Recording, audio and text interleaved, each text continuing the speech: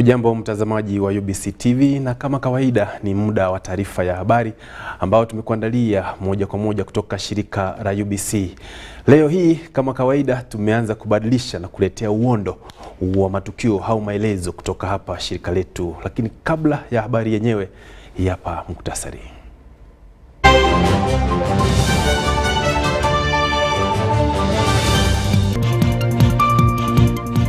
Serikali imepitisha zaidi ya wanafunzi 2100 ambao ni wazalendo wilayani Katakwi. Shule za upili zaidi zapangwa kujengwa na serikali kama juhudi za kuendeleza elimu. Na Wana-Uganda wamehimizwa kutolea kwa wingi ili kutoa damu.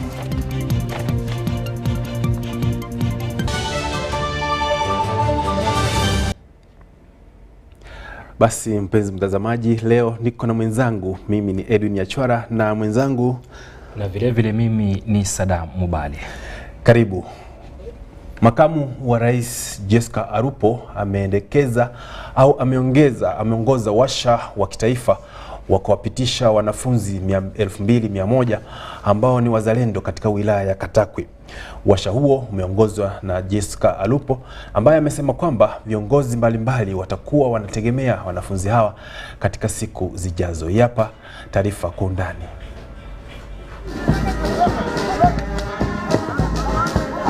Today is a very important day in your lives because you have received the training which you may never receive anywhere else in any classroom that you may enter from today onwards.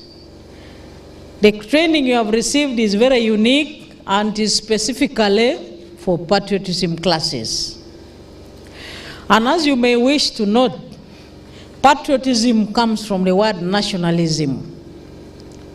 And in NRM, we have 4 principles: nationalism, Pan-Africanism, socio-economic transformation, and democracy.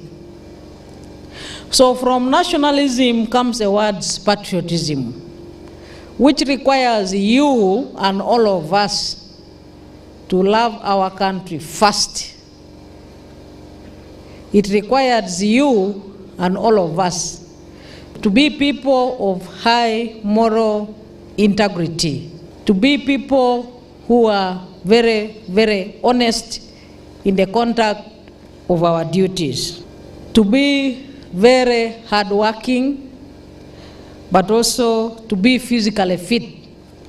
A patriot does physical exercises every morning and evening so that you are physically fit to manage to do your day-to-day work or activities.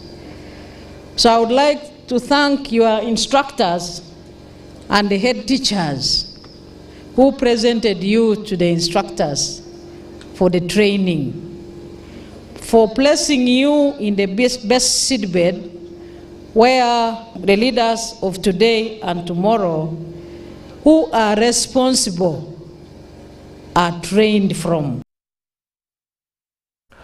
Na kando na hayo vile serikali inapanga kujenga shule za upili zaidi za seed school, shule 259 katika juhudi zake za kuhakikisha kwamba kaunti ndogo zote nchini zina shule hizo. Mradi huu ambao umefadhiliwa na serikali kwa ushirika na Benki ya Dunia unalenga ujenzi wa shule za sekondari za seed katika mikoa 18 kote nchini. Education is a constitutional right. Every child is entitled to have a free education. Ujenzi wa shule hizo chini ya mpango wa uhamisho wa kifedha, yani UGIFT, unafanya kwa awamu ya 3, na sasa serikali imejenga shule 117 nchini kote. Katika awamu ya kwanza, mipango ya shule nyingine 115 katika awamu ya pili inaendelea, huku 27 zaidi zikitarajiwa katika awamu ya 3. Hii itawezesha kila mwanafunzi kupata elimu ya sekondari katika maeneo wanakoishi. I really want to thank all the districts where these schools have been constructed. They have been very positive. They have enrolled students really in these schools. And we want to realize the quality now. The construction, the structures are there. But now our plan is to internalize and to ensure quality education for our children. Aidha, serikali pia imechukua hatua kama vile kurekebisha sera za kukuza utofauti, ujuzi na utoaji wa elimu ya kina ili kuongeza ushindani kwa wanafunzi na kukabiliana na mazingira ya kimataifa. Aware that once we commission the school, the contractor does not leave that facility. Under the arrangement we have with UGIFT, the contractor still has 12 months, which we call the liability period, to correct any defects that arise when that structure is in use. Defects that are deemed to have come up as a result of maybe a weakness within the building process, not a fault by the occupant of the school. So all these schools that we are commissioning are within the 12-month liability period. Mamlaka ya shule na uongozi wa wilaya hizi inataka kuhakikisha kuwa wanafunzi hawatozwi ada nyingi, kwani shule za SEED zimekusudiwa kuwapa maisha wanafunzi wasiojiweza kifedha.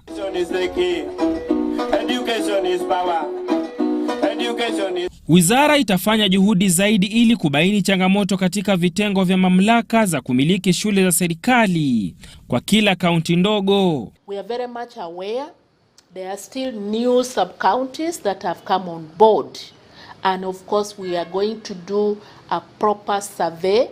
We will map which sub-counties are without secondary schools after completing this current the process of constructing these schools.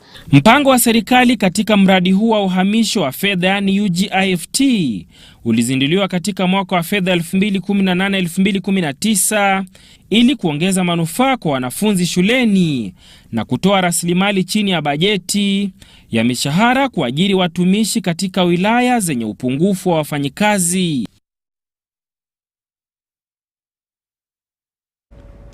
Umesikia kwamba serikali imezidi kuongeza juhudi zake katika ujenzi wa shule mbalimbali hasa hizi ambazo zinaitwa SEED. Hii inaashiria nini katika juhudi zake za serikali kuendesha masomo? Naam, sote tunajua kwamba elimu kidogo sio kitu ambacho kila mtu anaweza kujifadhili.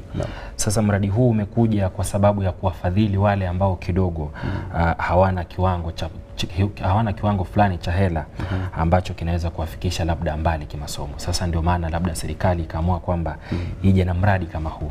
Ina maana kwamba serikali inasema na kutenda. Naam, ndio hapo sasa. Ni vizuri zaidi. Mtazamaji, kwingineko tunaarifiwa kwamba zaidi ya wakazi 4900 wamefurahia zaidi mpango wa utoaji maji au shirika la Kichina ambalo limeleta mpango wa kuwasimia kisima kimoja ambacho kitawasaidia kupata maji safi na ya kutumia nyumbani. Mradi huu ni katika juhudi za kusaidia wananchi kote nchini kupata maji safi na ya matumizi. Kulingana na utafiti uliofanywa na Wizara ya Maji na Mazingira nchini, 30% ya wananchi hawana maji masafi, huku wakipata maji kutoka kwa visima, vinamasi, mito na maziwa ambapo pia hutumika na wanyama. Vilevile matokeo yanaonyesha kwamba 32% tu ya Wana-Uganda wanapata huduma ya maji ya kimsingi, wakati 19% inapata vyoo vya msingi, na Wana-Uganda milioni 7 bado wanaenda haja kubwa mwituni, jambo ambalo hutishia afya zao na kusababisha magonjwa kama vile kuendesha, kipindupindu na magonjwa mengine. Zaidi ya wakazi 1900 kutoka kanda za Mulimira, Old Kira, Mukarazi na Boyogerere huko Bukoto na tarafa ya Nakawa ni baadhi ya wanufaika wa wafadhili. Gong Yang Ting, mfadhili wa mradi huu, anaeleza kilichomfanya aanzishe ujenzi huu. Going to provide this local community the clean water and the better living conditions to avoid the disease. Walengwa na viongozi wa eneo hilo walitathmini na kukaribisha mradi huo. Lwazibikira mungemya emidumu tegireta bulungi naye kino ekitukoleddwa kirungi nnyo, tweyanziza tweyanzege kuba abantu abalukoze bayongeye amazi gaffe bulungi. Joseph Sande Kakoza, mwenyekiti wa eneo la Mulimira, alihimiza watu ambao wana uwezo katika jamii kuiga mfano huu na kusaidia jamii zao. Bano bannaffe abachina kye batukoledde wano naffe bannayuganda abalina ssente tugende mu bitundu byaffe mu byalo byaffe tuweeyo obuyambi obuyinza okusawa enzizi nga zino. Naye spika wa halmashauri Anakawa Godfrey Luyombya, ambaye alishawishi kituo hicho, alitoa wito kwa jamii kutunza vyema kisima hicho na kuwakumbusha kuchemsha maji kabla ya kunywa. I would recommend people, for those who are using this water, always try to boil it. Even this tap water, you cannot drink it the way it is. Try to boil it. Unsafe water is not good to our health. Wakazi wa eneo hilo wameahidi kukitunza vyema kisima hicho. Siwa bavubuka Mulimira. Luno luzi balutukwasiza kubanga ffe tukulidde wano nga tunaabira wano ffe tuze tukuira wano nga amazzi tugasomba okuva eri wansi nga tubeera wano. Oluzi balutukwasiza era tugenda kulukuuma ne bannange. Nziza nnyo bubo amasasi go mangi. Naye mwanzilishi na mwenyekiti wa chama hicho Zong Xuan Kwan anasema ni wakati mwafaka kwa watoto nchini kutumia maji safi na salama, na ameahidi kusambaza huduma hizo katika maeneo mengine kote nchini. This is like a spark of the fire, so more people should join us to do charity. Why we choose water? Because water is really very helpful for a family. Because a healthy life can help them have a better future. Thank you. Naam, Mobegi, swala umelisikia, utafiti uliofanywa na Wizara ya Maji kwamba asilimia watu milioni 7 nchini Uganda bado wanaenda mwituni au haja kubwa kwenye mwitu. Hili swala wewe unafikiria kama wewe unalifikiria vipi? Hapo ndio Waswahili wanasema kwamba kitumbua kimeingia mchanga kwa sababu ni karne ya 21 na kwa kweli mataifa mbalimbali yamepiga hatua katika kuhakikisha kwamba kuna maeneo ya kufanya usafi. Lakini najua kwamba serikali bado inaendelea kung'ang'ana na kukakania kwamba usafi umedumishwa kote nchini. Na vile tumeona maji safi ishafika katika eneo hilo na wanaohusika katika uongozi wa eneo hilo la Bukoto najua kwamba watachukua hatua haraka sana ili kuwahuni watoto na wazazi au watu wananchi kutoka eneo lile. Sadamu.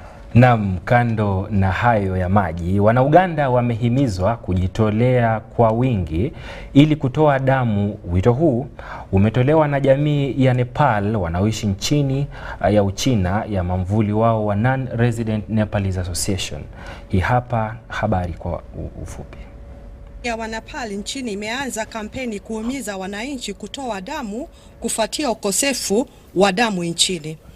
Kampeni hii imekuwa ikiendelea miaka 5 iliyopita na katika mwaka huu itafanyika mara 4. Basha Chetre, mwenyekiti wa kampeni hii, anasema kwamba kampeni hii inalenga kuhimiza watu kutoa damu ili kuokoa maisha, na hivi sasa wanataka kwenda kote nchini na marudio yao ya pili itakuwa Moroto. NRNA isn't into a social work, donating blood, collecting blood. We are basically just UBTS who's doing the work of collecting blood, and we are just mobilizing the people. You know, we are facilitating the mobilization so that it reaches to the utmost all the people in the Uganda.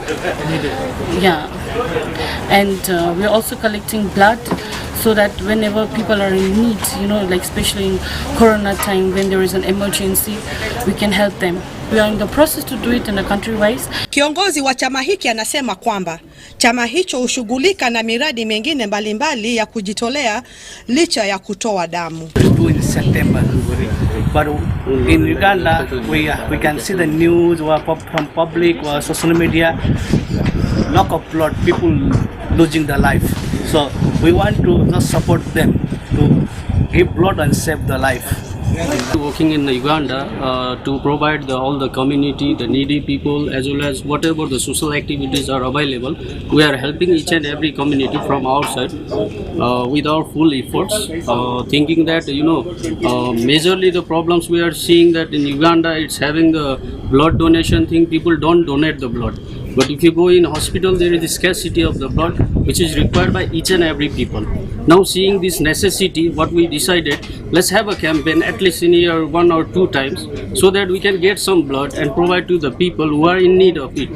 Mwakilishi wa ubalozi wa Nepal nchini Uganda, Dr. Sadhiri Rupriela, alisema kuwa huu ni wakati nzuri wa kutoa damu kwa sababu nchi inapitia changamoto ya ukosefu wa damu. First of all, I'm the honorary consul for Nepal, and I want to come here and show them my support for the great work they're doing. Rosemary Kirenga, UBC Habari.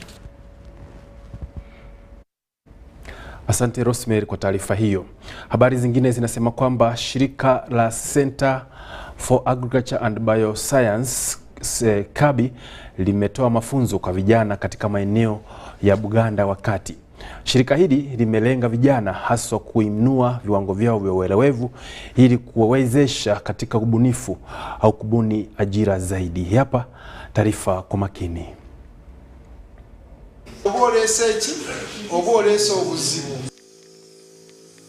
This multiplier effect is so great that like this training at Zapta alone, we have youths from 8 districts. So if we can do this and expand it regionally in all places, we shall have enough youth to support the parish development model where we don't have enough extension workers working with our people. So we are not necessarily creating a parallel extension system from what the government is doing, but we are trying to see how do we enable the government get extension services closer to the farmer. And with the youth unemployment scourge that is affecting Africa and especially Sub-Saharan Africa, getting youth interested into delivering services in agriculture along the various value chains is one of the ways we can actually help youth get into gainful employment. So slowly together working with the ministry, we hope that we can enroll it, and at some point actually it should be taken up again by the ministry, just like the ministry took the plant doctor training, so that there is a youth package that the ministry can use to train youth as plant doctors. Currently the problem is having a skills gap. The farmers are going into production, but they don't know what to do. They don't have the skills in agribusiness, they don't have the skills in agronomy, and that's still a challenge.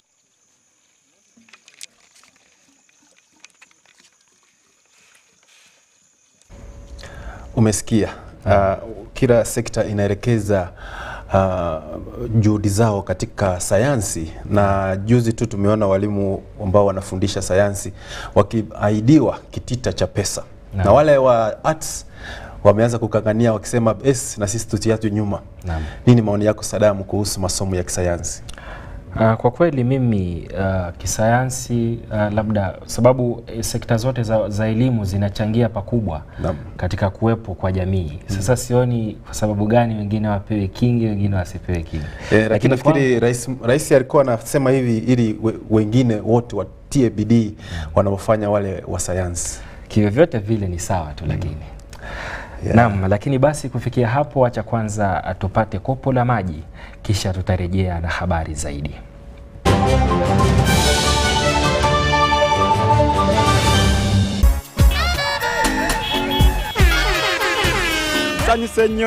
Esanyu ligira kunzita. MTN momo terimba nalindi waka ngenda okulira simu eze nenga neera bino bibya bulijje ebyekifere kubanga mbeera awo omuntu n'ofuna essimu n'ogenda okulira oli atandise empanye emitwalo 5 kakati kino MTN bwe yankubidde bo tebansabye ku sente wedda banzikakkanya na bukakkanya nze nga ntabuse ngamba mu buli baffere nze nandi wano pressure zaagala kunkuba bukubu sinne bakakutulu ate ke mumpadde emmotoka mu byonoonye kati ataawo wiiki ndala MTN yebale nnyo okutufaako fenga abeebulemeezi Luweero twabalina waaka MTN. Waka with MTN Mama Nyabo. Simply deposit 20K or more on your mobile money for a chance to win 3 Toyota Succeeds and money to 2,000 lucky winners every week. We're giving away 24 cars and over 2 billion shillings of mobile money.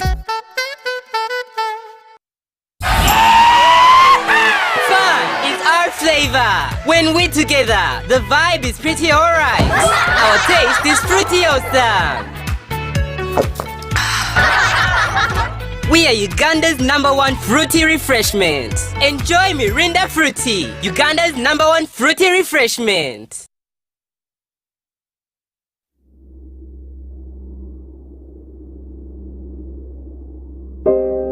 I remember the lockdown, when the streets were empty and our lives disrupted, when businesses closed and our livelihoods hung in the balance. Hospitals were full. We lost loved ones, jobs, and hope.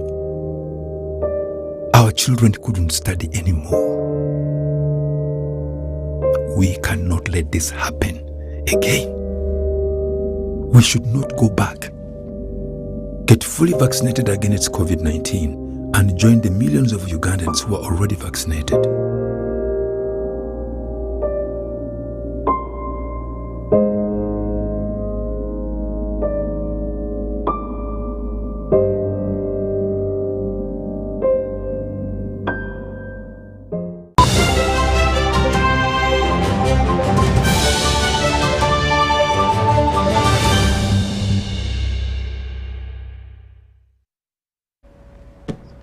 Naam, shukran sana na karibu. Habari zetu zingine ni kwamba viwanda vya kuchakata tena vifaa vya plastiki vimetoa wito kwa serikali kuweka utaratibu unaofaa ili kufanya ukusanyaji taka unaofaa. Wito huu unakuja wakati ambapo pana haja ya kutunza mazingira ili kunufaisha vizazi vijavyo. Hii hapa habari. Kwa sasa vifaa vya plastiki vinaangaliwa kama kichochezi kikubwa kwa uchafuzi wa mazingira, haswa katika maeneo ya umma. Sasa viwanda vya kuchakata tena vyombo vya plastiki vimetia saini mkataba wa maelewano kwa lengo la kusaidia kuhifadhi mazingira. Iwapo mapendekezo hayo yatatekelezwa ipasavyo, basi masuala yanayochochea uharibifu wa mazingira yatakuwa yametupwa katika kaburi. The behavior of us the Ugandans in how we dispose of plastic. It actually makes it hard to be collected.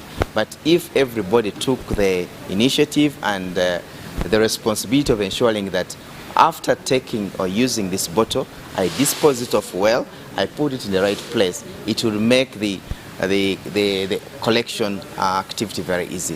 La sahau, utafiti ukiashiria kwamba uharibifu wa mazingira hausababishi tu na vifaa vya plastiki, bali pia na tabia za binadamu. UBC Habari. Asante. Baraza la Kibiashara la Afrika Mashariki kwa ushirikiano na shirika la Kijerumani wamefanya bidii katika kuendeleza biashara humu nchini, hasa katika eneo la Afrika Mashariki. Mradi huu ambao unalenga kuwa mojawapo ya action plan ya mwaka 2022 na 2023 una lengo la kuleta na kujenga ajira zaidi katika Afrika Mashariki. This is part of the process of implementing what the treaty requests us to do in terms of promoting the sector of agriculture commodities, including this important sector of potato. This strategy is very important in the sense that we know what we have, we know what are the gaps, we know what are the challenges, and we know what are the opportunities that are there that we can tap into so that we can address the challenges. If you have a deficit in Kenya, we have to make sure that those deficits can be offset by the surpluses, maybe in Uganda or in Rwanda. So the information on the deficit and the surpluses, whether it's for seed, whether it's for whey potato, that information is very much needed. We see that there is a potential for women to be involved in this business simply because potato doesn't take too long to be ready. You only need hardly 90 to 100 days. Farmers have always used seed that they share with their neighbors. In the sharing system, there's no assurance of quality. Therefore, farmers can suspect, without knowing, be continually using seed which is diseased. And because it's free, because they just share it with each other, they find it more easier to use. This has brought a lot of challenges in the system, reoccurrence and increase of diseases and pests. Initially, load this.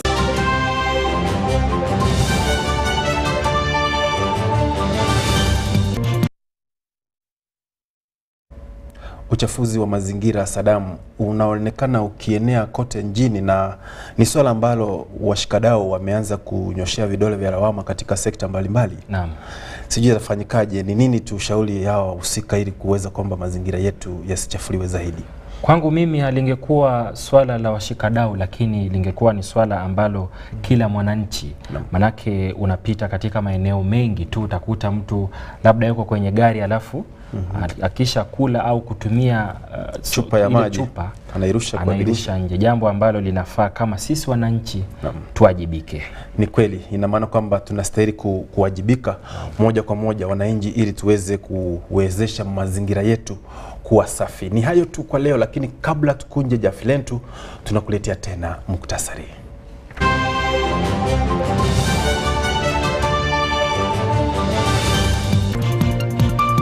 Serikali imepitisha zaidi ya wanafunzi 2100 ambao ni wazalendo katika wilaya ya Katakwi.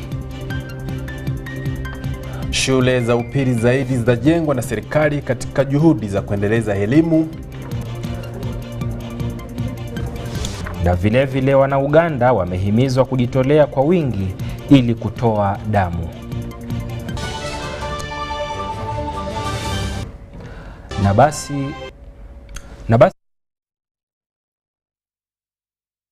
nazo, lakini tukutane tena kesho kutwa na siku zote zilizobaki za wiki. Hebu Nyachwara wape. Ni hayo tu kwa leo mtazamaji, na tuendelee kuletea habari ambazo zinakujia moja kwa moja kutoka shirika la UBC. Mimi ni Edwin Nyachwara Mobegi na jina langu ni Sadamu Bale. Sadakta, usiku mwanana. Asante.